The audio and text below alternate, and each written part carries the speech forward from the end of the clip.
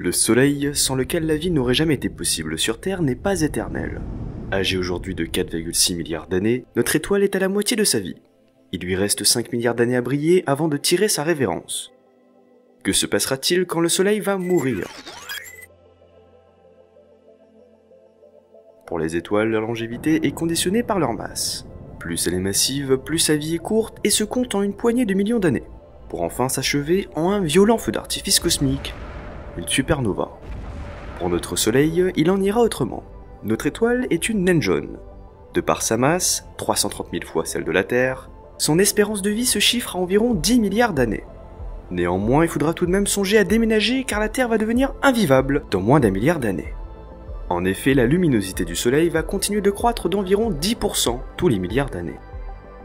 Ainsi, notre douce planète bleue deviendra-t-elle progressivement une étuve, à l'image peut-être de l'enfer qui règne actuellement sur notre voisine, Vénus. La zone habitable de notre système solaire va par conséquent se décaler.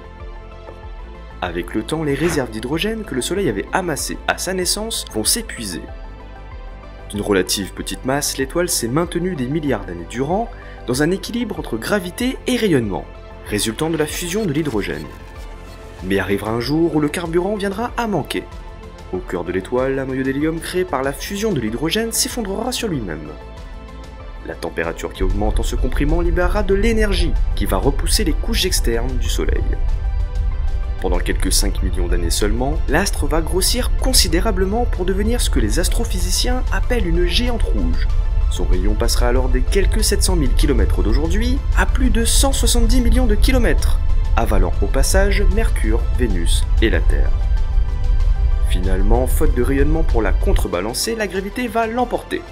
Le reste du cœur de notre étoile va se contracter et devenir une naine blanche. Un corps de la taille de la Terre, extrêmement dense et chaud, environ 30 000 degrés Celsius.